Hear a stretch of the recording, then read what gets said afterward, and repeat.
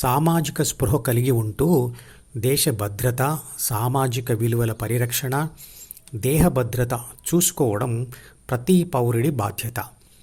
అందుకు మనం ఎన్నుకునే ప్రభుత్వం యొక్క దృక్పథం, ధర్మరక్షణకు సంసిద్ధత, సమర్థత చూడడం కూడా ప్రజల సామాజిక స్పృహతోనే సాధ్యం. ఎన్నికల ముందు ఇచ్చే ఉచిత బస్ ప్రయాణం, ఉచిత విద్యుత్ శక్తి మరియు లంచంగా ఇచ్చే 10,000 కంటే ప్రజలు నెలకు 10,000 ఇచ్చే ఉద్యోగాలను సృష్టించే ప్రభుత్వంని ఎన్నుకోవాలి. దేశం అభివృద్ధి చెందుతూ ఆర్థికంగా బలంగా మరియు భద్రంగా ఉంటేనే నాకు వ్యక్తిగత స్వేచ్ఛ ఉంటుంది. దేశాభివృద్ధిలోనే, అంటే చుట్టూ ఉన్న వాళ్ళ అభివృద్ధిలోనే తన వ్యక్తిగత సుఖ సంతోషాలు కూడా ఉన్నాయన్న వాస్తవాన్ని అందరం గుర్తించాలి. ఇవన్నీ సామాజిక స్పృహతో ఉన్న మనిషితోనే, అతను వివేకంతో ఎన్నుకున్న ప్రభుత్వంతోనే సాధ్యం. మనం రంగు కళ్ళ అద్దాలతో చూస్తే ప్రపంచం అసలు రంగులో కాకుండా మరో రంగులో కనబడుతుంది. అలాగే ఒక విషయాన్ని చూసినప్పుడు దానిని చూస్తున్న వాడి ద్వితీయ మనసు ఎలాంటి సమాచారం ప్లస్ కోరికలతో నిండి ఉందో అదే దృష్టితో దానిని చూస్తాడు.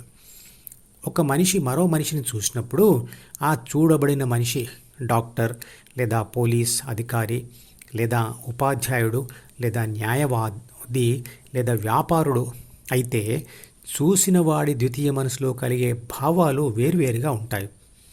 ఎందుకంటే మనసులోని గత సమాచారం మరియు కోరికల వల్ల అది రంగు కళ్ళజోడులాగా పనిచేస్తుంది. ఒక నేరస్తుడు పోలీసును చూసినప్పుడు కలిగే భావం, ఒక విద్యార్థిని లేదా ఉపాధ్యాయుడిని చూసినప్పుడు కలిగే భావం వేరువేరుగా ఉంటాయి కదా. అలాగే మనిషి ఏది విన్నా అతని ద్వితీయ మనసులో ఉన్న పూర్వ జ్ఞానంతోనే అతని గుణాలకు అనుగుణంగా విన్నదాన్ని గ్రహించగలుగుతాడు మరియు విశ్లేషిస్తాడు. ఎదుటివాడి మాటల అసలు అర్థం తెలియాలంటే అతను ఏ అనుభవం పొంది ఆ విషయాన్ని చెప్తున్నాడో ఆ అనుభవం తను కూడా పొంది అతడి మాటలు వింటే అప్పుడు అతను చెప్పిన మాటల అసలు అర్థం తెలుస్తుంది. భగవద్గీతను నమ్మకంతో విని ధ్యాన సాధన చేస్తూ అనుభవిస్తూ దానిని అర్థం చేసుకోవాలి. అప్పుడే దాని సంపూర్ణ అర్థం తెలుస్తుంది.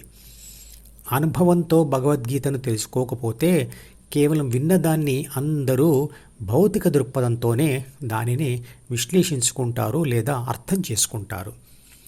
వైజ్ఞానిక దృక్పథంతో చూస్తే భగవద్గీత మత గ్రంథం కాదు. అది మూఢాచారాలను ప్రోత్సహించదు. పుట్టుకతో వచ్చే కుల వ్యవస్థను సృష్టించలేదు. అది ధ్యానం చేయమని మాత్రమే చెబుతోంది. ధ్యానం వైజ్ఞానిక అంశంతో కూడిన ఒక డైవర్షన్ పద్ధతి. దానిని పూర్తిగా అర్థం చేసుకునైనా ధ్యానం చేయవచ్చు, లేదా అర్థం కాకున్నా ధ్యాన పద్ధతి ఒకటే తెలుసుకొని అయినా ధ్యానం చేయవచ్చు. భగవద్గీతలో కృష్ణుడు అంటాడు, అభ్యాస వైరాగ్యముల చేత మనసు నిరోధించబడుతుంది, అప్పుడు స్థితప్రజ్ఞ వస్తుంది అని. అభ్యాసము మరియు వైరాగ్యం అంటే ప్రాక్టీస్ అండ్ డిస్పాషన్. వైరాగ్యం అంటే ఏమిటి? ఒక ఉదాహరణ చెప్తాను.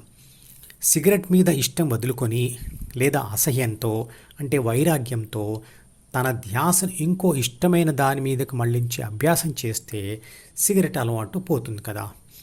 సిగరెట్ మీద వైరాగ్య భావన లేకపోతే మరో ఇష్టమైన దాని మీదకి ధ్యాస మళ్లించే అభ్యాసం అసలు జరగదు. ఇదే డైవర్షన్ అంటే దారి మళ్లింపు పద్ధతి. అలాగే ధ్యానం కూడా ప్రపంచం పట్ల వైరాగ్యంతో ధ్యాన ఫలితం మీద ఇష్టం పెంచుకొని దాని మీద ధ్యాస పెట్టి చేసే ఒక డైవర్షన్ పద్ధతి. ఈ పద్ధతిలో చేసే ధ్యానంలో మతం కానీ మూఢనమ్మకం కానీ ఎక్కడ ఉంది? వైరాగ్యంతో డైవర్షన్ పద్ధతిలో చేసే పనికి మరో ఉదాహరణ. పరీక్షలో ఫెయిల్ అయిన పిల్లవాడు మనసులో ఆ బాధ వదిలించుకోవడానికి ఆ బాధ మీద వైరాగ్యం పెంచుకొని సినిమా మీద ఇష్టంతో సినిమా చూసి ఆ బాధను పోగొట్టుకోవడం లేదా? ఇదే డైవర్షన్ పద్ధతిలో ద్వితీయ మనసును అంటే ద్వితీయ మనసులోని బాధను పోగొట్టుకోవడం. వైరాగ్యం 2 రకాలుగా ఉండవచ్చు. ఒకటి భౌతికంగా, రెండవది మానసికంగా. ఇల్లు వాకిలి, భార్యా పిల్లలను, ఉద్యోగాన్ని, సర్వస్వాన్ని భౌతికంగా వదిలిపెట్టలేకున్నా మానసిక వైరాగ్యంతో ధ్యానం చేస్తూ ఉంటే ఫలితం ఆలస్యంగానైనా వస్తుంది. అంటే కుటుంబం మరియు సమాజం పట్ల బాధ్యతలు నిర్వర్తిస్తూనే వాటి ఫలితాల మీద వైరాగ్యం ఉండాలి. అనవసరమైన మరియు అనారోగ్యాన్ని తెచ్చే 10 మంది చేత విమర్శించబడే అలవాట్లను, పద్ధతులను, వస్తువులను వదులుకుంటూ ధ్యానం చేస్తూ పోతే వీటిని వదులుకోవడమే కాదు, ఆరోగ్యాన్ని తెచ్చే 10 మంది చేత మెచ్చుకోబడే జ్ఞాపక శక్తి, తీక్షణమైన ధ్యాస, సమర్థత కూడా వస్తాయి.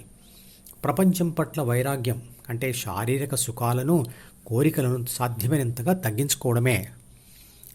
ధ్యానం చేస్తూ ఒకసారి ద్వితీయ మనసును ఆఫ్ చేయడం నేర్చుకుంటే దానిని ఎప్పుడంటే అప్పుడు ఆన్ చేయవచ్చు, ఎప్పుడంటే అప్పుడు ఆఫ్ చేయవచ్చు.